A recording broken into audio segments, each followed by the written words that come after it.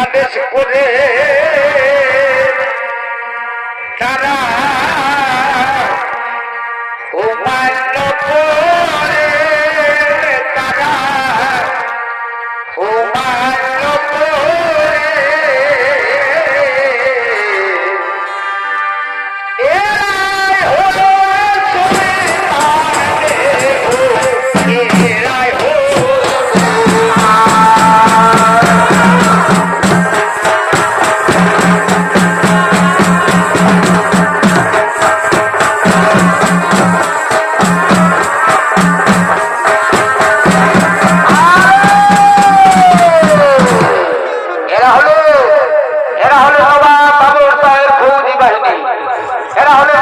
মুসলিম সম্প্রদায় ভক্ত মানুষ আর এই ফৌজি বাহিনীর ভূমিকায় আপনাদের আলোকিত মহানগর ছৌ নৃত্য পরিবেশন করে দেখাবেন ওস্তাদ মাধব কুমারের একমাত্র ছেলে ওস্তাদ যুধিষ্ঠির কুমার, যোগায় চন্দ্র মাছুয়ার, মারুতি কুমার, শ্যাম সুন্দর কুমার, সতীশ কুমার, বুলেট চন্দ্র মাহাতো।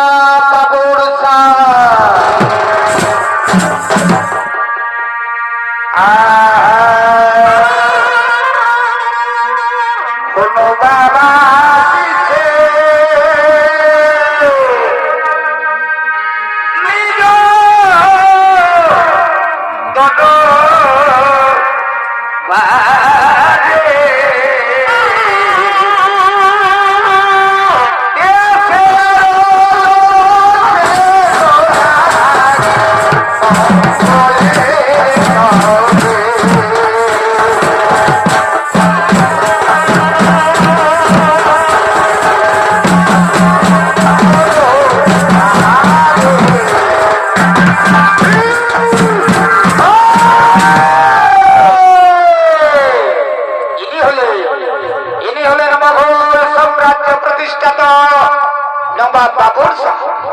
আর এই বাবুর শাহের ভূমিকায় আপনাদের আলোকিত মহান রঙ্গমঞ্চে ছৌ নৃত্য পরিবেশন করে দেখাবেন আপনাদের সকলের অতি সুপরিচিত ওস্তাদ লক্ষ্মণলাল কুমার।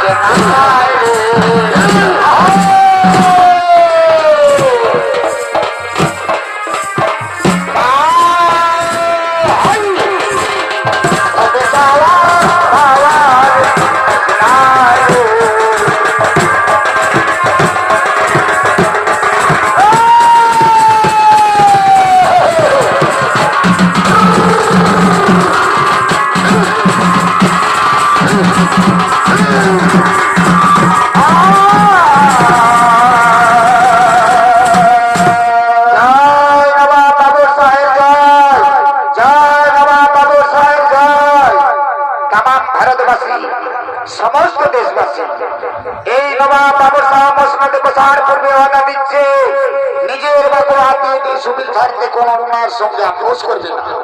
প্রয়োজনে তার জান কুরবানি দিয়ে দেশ ও দেশের মর্যাদা রক্ষা করব।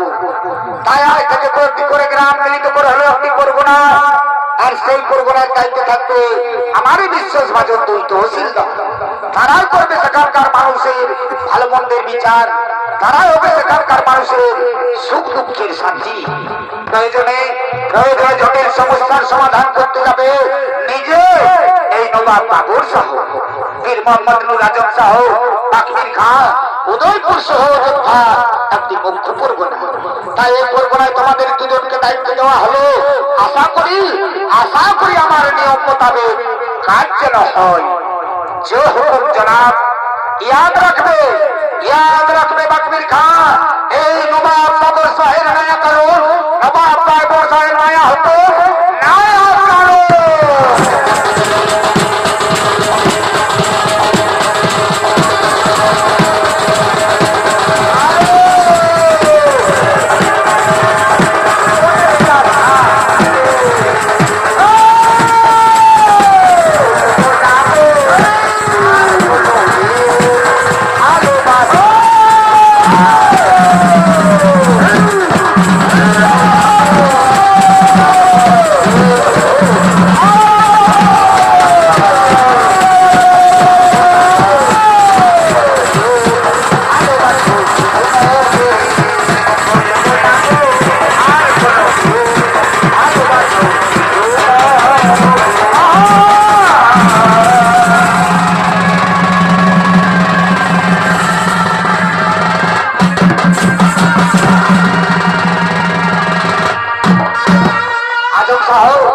আজম শাহ, এই ভয়াবহ যুদ্ধে আমরা সবাই নিজের জান কবুল করে বললাম জয়লাল। আর বাবর হলো মসনদের অধিকারী, আর আমরা হলাম তার তহসিলদার। এই কাজ আমার একেবারে মোটেই পছন্দ নয় আজম শাহ, এই কাজ আমার একেবারে মোটেই পছন্দ নয়। ধীরে ধীরে বাকবির ধীরে এই তহসিলদার থেকে আমরা হব ওই মসনদের অধিকারী। কিন্তু কিভাবে হব সেই মসনদের অধিকারী? শোনো, অযোধ্যা এখন আমাদের দায়িত্বে, সেখানে ঘটাবো হিন্দু মুসলমানের ভয়াবহ দাঙ্গা। আর সেই দাঙ্গায় যখন হিন্দুরা নবাব দরবারে ভিড় জমাবে, সেই অবসরে আমরা বাবরকে হত্যা করে আমরা হব মসনদের অধিকারী। কিন্তু কিভাবে ঘটাবো সেই ভয়াবহ দাঙ্গা? শোনো, এর জন্য প্রয়োজন অযোধ্যার বুদ্ধিমান বলরাম ঠাকুর। তাকে রাজত্বের লোক দেখিয়ে হত্যা করে মন্দির আক্রমণ করবো। মন্দির হবে মসজিদ, লাভ হবে মুসলিম সমাজের, আবার চাইবে মুসলিমদের লাভ, হিন্দুরা চাইবে বিচার। অতএব সেখানে হবে আর ভয়াবহ দাঙ্গা। সেই অবসরে আমরা বাবরকে হত্যা করে আমরা হব ওই মসনদের অধিকারী। এবারে চলো ওই বুদ্ধিমান বলরাম ঠাকুরের বাড়ি।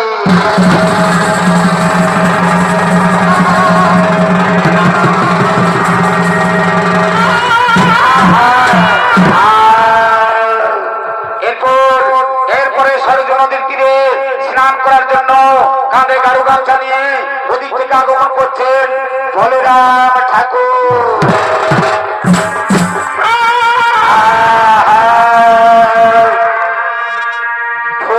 ভাইয়া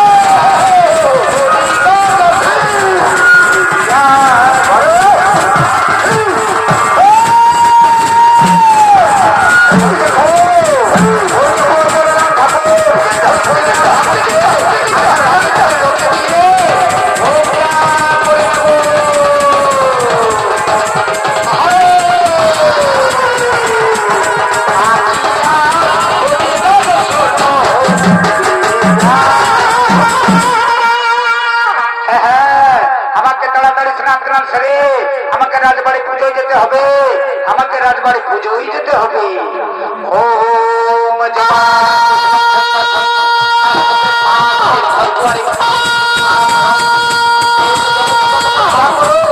তুমি প্রতিটি বাড়ি ধনদৌলতে আলোয় আলোকিত করে রেখেছ প্রভু। এই গরিব ব্রাহ্মণকে কবে কৃপা করবে দয়াময়। এই গরিব ব্রাহ্মণের মনস্কামনা কবে পূর্ণ হবে দয়াময়। আমরা তোমার মনস্কামনা পূর্ণ করবো বলরাম ঠাকুর। নৌরাজম সাহ পাখিমির খা। হ্যাঁ, আমরা তোমার হাতে রাজত্ব তুলে দিতে এসেছি বলরাম ঠাকুর। যদি আমাদের কথা মতো তুমি চলো, আমি রাজা হব। আমি রাজি, আমি একেবারে রাজি। তাহলে শোনো বলরাম ঠাকুর, রাম মন্দিরের পুজোর দিন আমরা সশস্ত্র অবস্থায় মন্দির প্রবেশ করার পর তুমি প্রতিটি জানলা দরজা বন্ধ করে দেবে। আর আমরা ওই মন্দির ভাঙচুর করবো, ওই উদয় নারায়ণকে হত্যা করবো। তুমি পাবে ওই উদয় নারায়ণের রাজত্ব, আর আমরা পাবো ওই মন্দির। বলো তুমি রাজি? আমি একেবারে রাজি। আমি একেবারে রাজি। তাহলে এসো বলরাম ঠাকুর, আমাদের সঙ্গে তুমি হাতে হাত মেলাও। আমাদের সঙ্গে তুমি হাতে হাত মেলাও।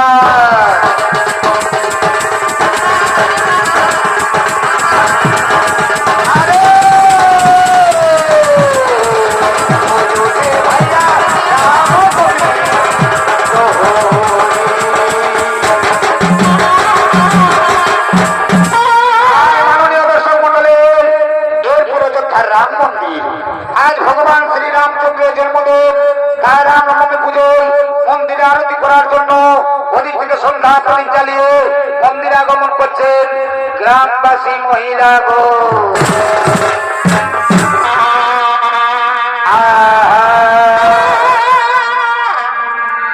রামা রামা রটতে রটতে তীরে উমারিয়া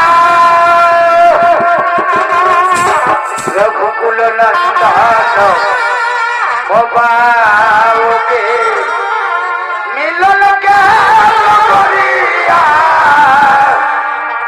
রামা রামা রটতে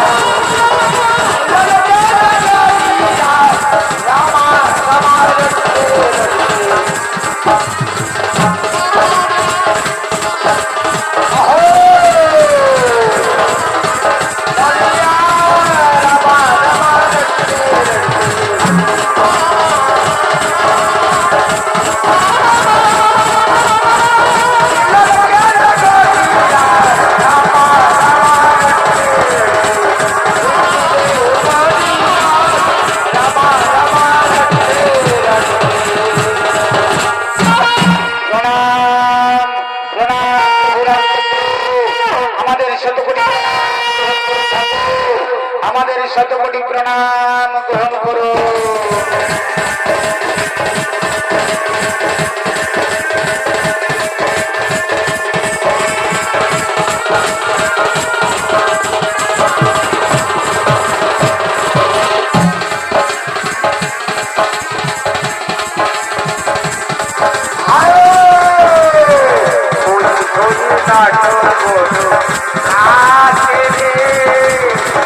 পরমে রাধিকা রাধি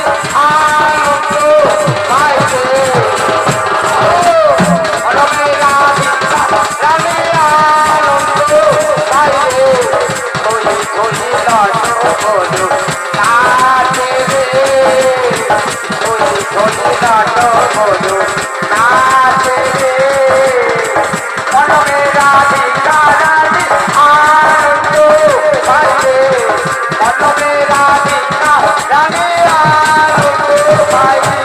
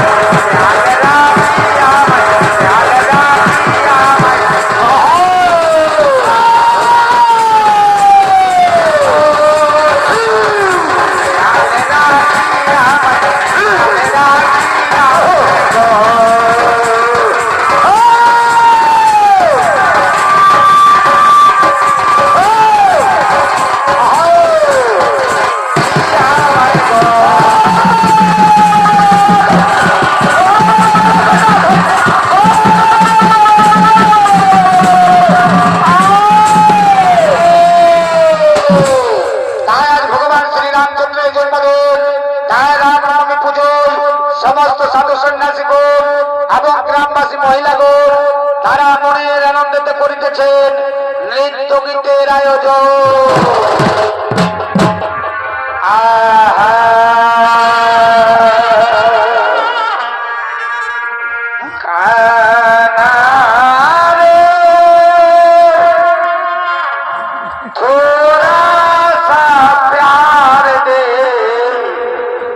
चरणों में बैठा के तार दे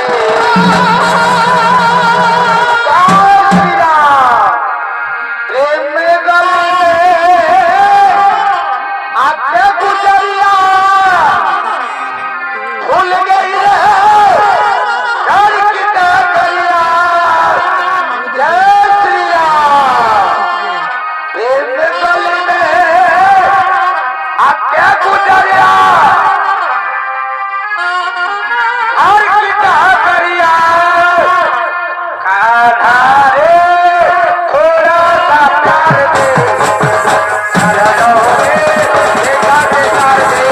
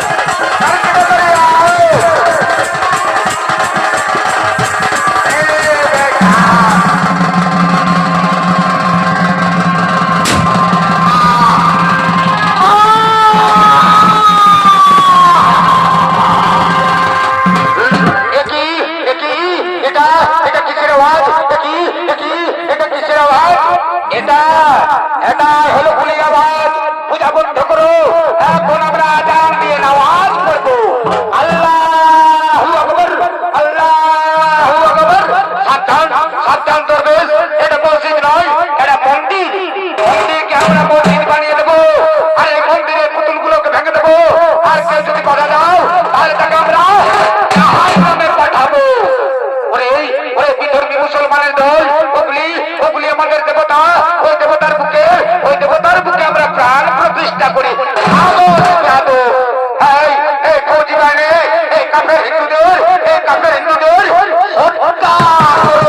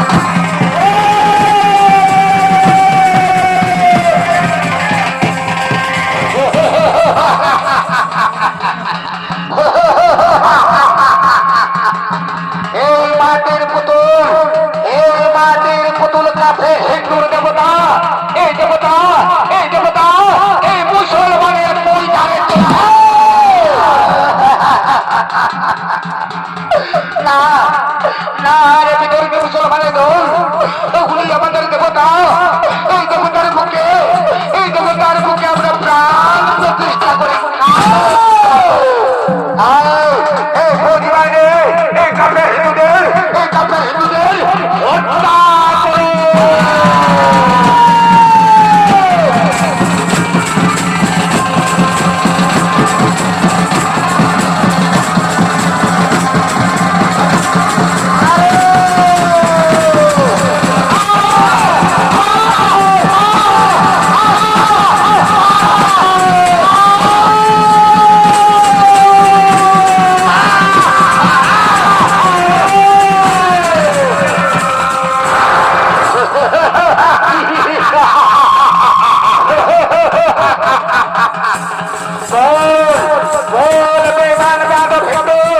ইসলাম ধর্ম কবুল কর, লা ইলাহা ইল্লাল্লাহ মুহাম্মাদুর রাসূলুল্লাহ। মুসলমানের দল আমাদের যে আছে যত প্রাণ আমরা বলবো জয় শ্রীরাম।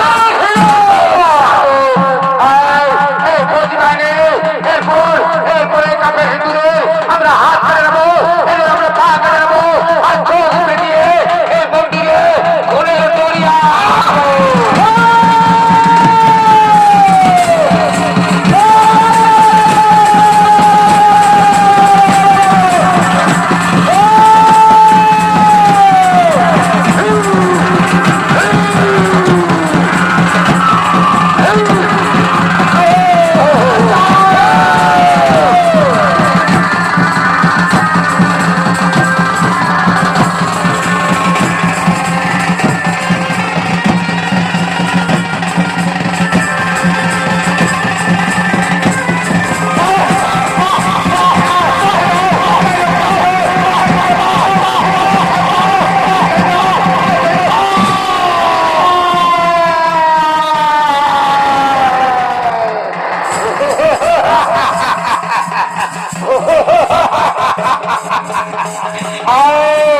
এই ফৌজিবানে এই দেখো এই কাপে হিন্দু আমি কেটে নিয়েছি। এই ফৌজিবানে এরপরে কাপে হিন্দুদের আমরা হাত করে নেবো, আর চোখ উড়ে দিয়ে এই রাম মন্দিরে খুনের দরিয়া করবো।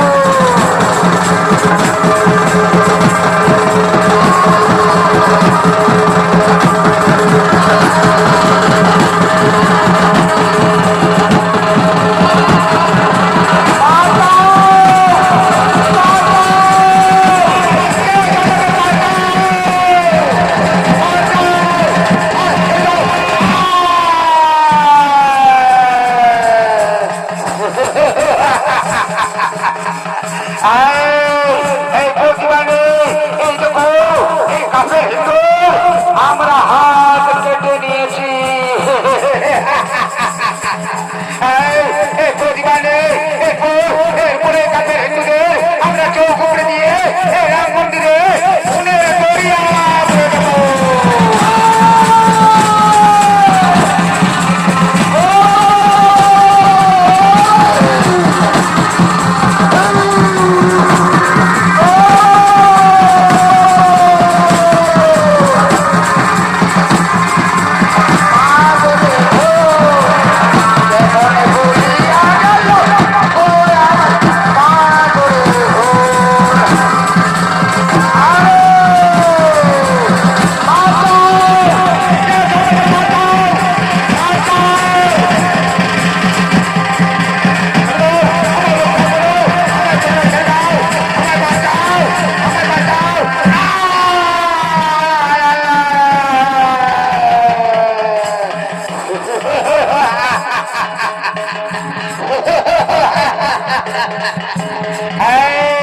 এই ফৌজি বাহিনী এই দেখো এই কাফের হিন্দু গোল পাকানো চোখ।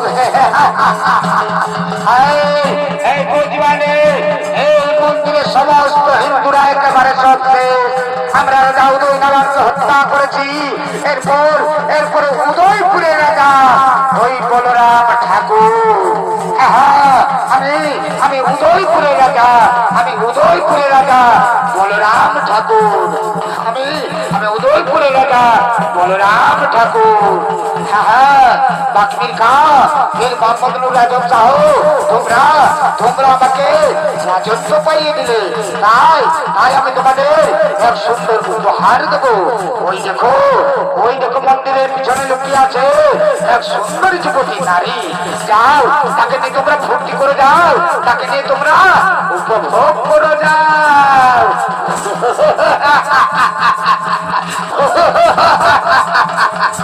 এসো এসো সুন্দরী, আমাদের বুকে ধরা দাও, আমাদের কলিজাকে তোর রোদেও একেবারে ঠান্ডা করে দে।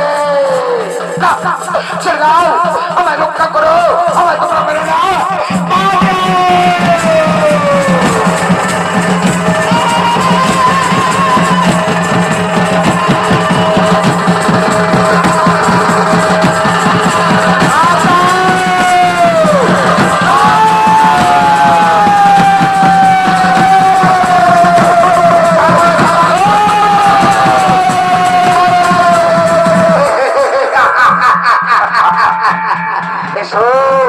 আমার কাছে এসো, তোর রূপ যৌবন আমার দিল দরিয়াকে একেবারে খুশ করে দে। দাঁড়াও দাঁড়াও, ওরে মানুষ রূপী জানোয়ার, শুনেছি তোর বাড়িতে এক সুন্দরী বোন আছে, যা তাকে আমি ভর্তি করবি, যা অনেক মজা পাবি, ভালো বসবি। আমি তোর নরম শরীরে আমি আমার দাঁত বসিয়ে দেবো।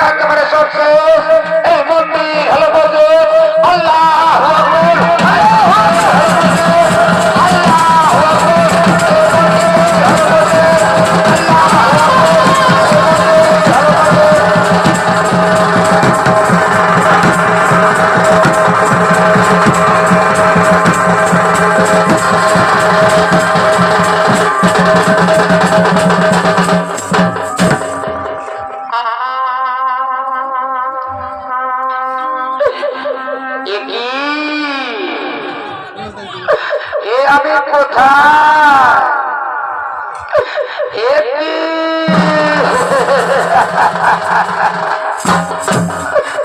না, আর আমি এই কলঙ্কিত মুখ আমি আর কাউকে দেখাবো না। আমি দেবো তোমার চলে প্রাণ বিসর্জন। দাঁড়া বহে, এই বাবর শাহের পুত্র হুমায়ুন শাহের চোখের সামনে কোন মা বহিনীর প্রাণ নষ্ট হতে দেব না। আবার এসেছিস, আবার বুঝি আমার সম্মান নিয়ে চিনিমিনি খেলতে চাস? না না রে বহে, এই দুনিয়ায় সব মুসলমান বেঈমান নয়। তুই আমার হিন্দু বহে, আর আমি তোর ভাইজান। ওরে ওরে আমার হিন্দু বহে, তোর এই অবস্থা কে করলো? কে সে বেয়াদব? আমি তাকে চিন্তা কুরবান দেব। ভাইজান, শুধু আমার অবস্থা নয় ভাইজান, এই দেখুন মন্দিরের অবস্থা। এই মন্দিরের সমস্ত বিগ্রহ ভাঙচুর করে দিয়ে বহু মানুষকে খুন করে এই মন্দিরের রক্তাক্ত করে দিয়েছে। ভাইজান, আপনাদের বিশ্বাসভাজন বাকমির খা আর পীর মোহাম্মদ নুর আজম সাহেব সঙ্গে ছিল বলরাম ঠাকুর। খোদা তাআলা এই বেঈমান বেয়াদবদের কেন পাঠালে দুনিয়ায়? আয় আয় আমার হিন্দু এর উপযুক্ত বিচার হবে আমার বাদশাহের দরবারে।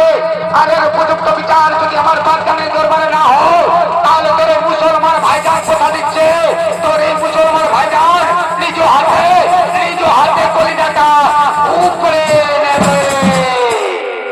আয় আয় আমার হিন্দু আমার বাদশাহের দরবারে আয়।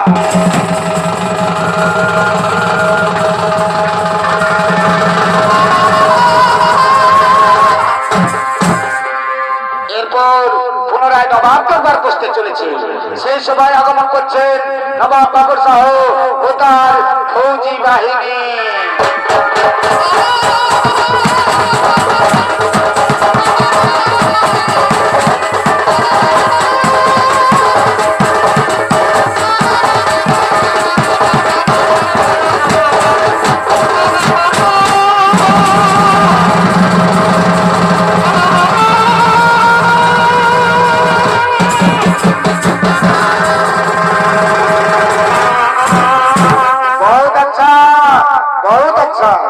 ফৌজি বাহিনী এবং তহসিলদারের কাছ থেকে আমি জানতে চাই আমার কাজের ফরমাইশ, আমি তার সঙ্গে জানতে চাই আমার নিয়ম মোতাবেক দেশবাসী বহাল তবিয়তে আছে কি না। ইসলাম ধর্ম মহান ধর্ম, এই ধর্মীয় মানুষ কোনোদিন ভুল কাজ করতে পারে না জনাব, কোনোদিন ভুল কাজ করতে পারে না। বিচার করুন, বিচার করুন বাচ্চান, বিচার করুন আমার হিন্দু বহিনের, বিচার করুন তামাম মুসলমান ধর্মী। মুসলমান ধর্ম মহান ধর্ম না না জনাব, মুসলমান ধর্ম মহান ধর্ম নয়। যে ধর্মীয় মানুষ পবিত্র হিন্দুর মন্দিরে প্রবেশ করে হিন্দুর সমস্ত বিগ্রহ ভাঙচুর করে দেয়, এমনকি লাখো লাখো হিন্দুকে খুন করে মন্দিরে রক্তাক্ত করে দেয়, এমনকি যে ধর্মীয় মানুষ আমার সম্মান নষ্ট করতে এতটুকু দ্বিধাবোধ করে না, সেই ধর্মীয় মানুষ কোনদিনে মহান হতে পারে না জনাব, কোনদিনে মহান হতে পারে না। বেটা হুমায়ুন এই হিন্দু বেটি যা বলছে তা কি সত্যি? হ্যাঁ সত্যি বাবজান, আমি আমার আঁখ দিয়ে দেখেছি এই নৃশংস হত্যাকাণ্ড। আমি তাকে চিন্তা কুরবানি দেব। আপনাদের এই বিশ্বাসভাজন বাগ্মীর খা আর পীর মোহাম্মদ নুর আজম সাহেব সঙ্গে ছিল বলরাম ঠাকুর। বাগ্মীর খা আজম সাহেব এই হিন্দু বেটি যা বলছে তা কি সত্যি? হ্যাঁ সত্যি জনাব, কিন্তু এত মুসলমান ধর্মের মুনাফা জনাব, মুনাফা নয় বেয়াদব, মুনাফা নয়। এই তামাম মুসলমান ধর্মের বহুত বহুত লোকসান। এ কাফের মসজিদ বানাতে চাস, হিন্দুদের হত্যা করে খোদা তাআলার শহরে বন্ধ করতে চাস। এ তোমরা তাআলা দোস্তান দেশ চালায়, দোস্তান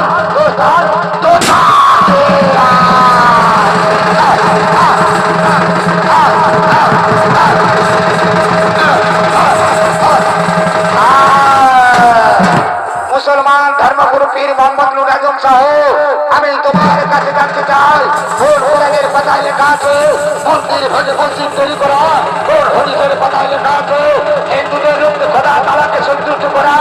এই কাফের, এই বেয়াদব, তোর স্থান বেহেশতে নয়, তোর স্থান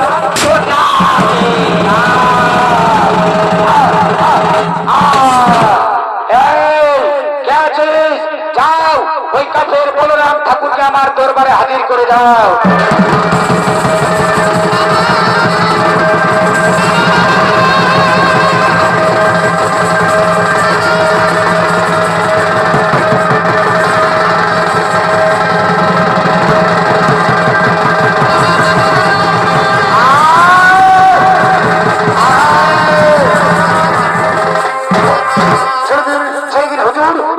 আমায় আপনি মাফ করে দিন হুজুর, আমায় আপনি মাফ করে দিন হুজুর।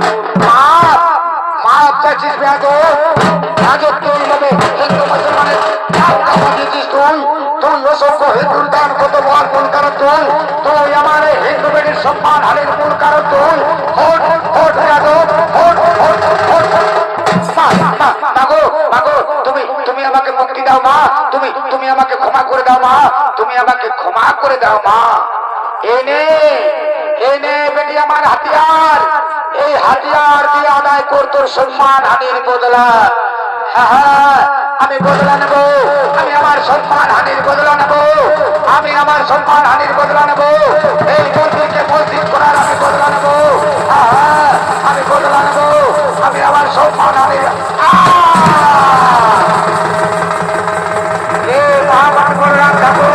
মন্দিরের সদর দুর্গা বন্ধ করে দিস এর আমি বদলা নেব হ্যাঁ আমি বদলা নেব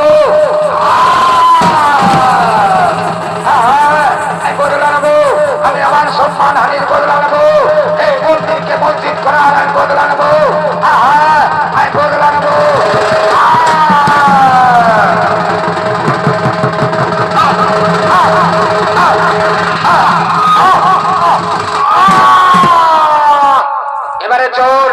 এবারে চল বেটে আমি তোকে পৌঁছে দেবো তোর শ্বশুর বাড়ি না না বাপজান ওই হিন্দু সমাজ আমাকে আর কিছুতেই গ্রহণ করবে না বাপজান আমি যাব মুসলমান বাপজান হয়ে আমি জানি নবাব বাবু সাহকে ফিরিয়ে দিল এই মুসলমান বাপজানকে তারা ফিরিয়ে দেবে না আমি তোকে পুনরায় প্রতিষ্ঠিত করব ওই হিন্দু সমাজের বুকে আর এই নবাব বাবু সাহ तमाम दुनियार मानुष के बोलते चाই समस्त देशवासी के बोलते চাই আমরা সবাই উপর আল্লাহ সৃষ্টি মানুষ আমরা সবাই ভাই ভাই মন্দির মসজিদ নিয়ে দাঙ্গা নয় ওই রাম মন্দিরের পাশে নির্মিত হবে মসজিদ আর আমার নামানুসারে সেই মসজিদের নামকরণ হবে বাবরি মসজিদ হিন্দু ভাইরা মন্দিরে করবে পূজা আর মুসলমান ভাইজানেরা মসজিদে পড়বে আজান বহু দূর থেকে শোনা যাবে পূজা ও আজান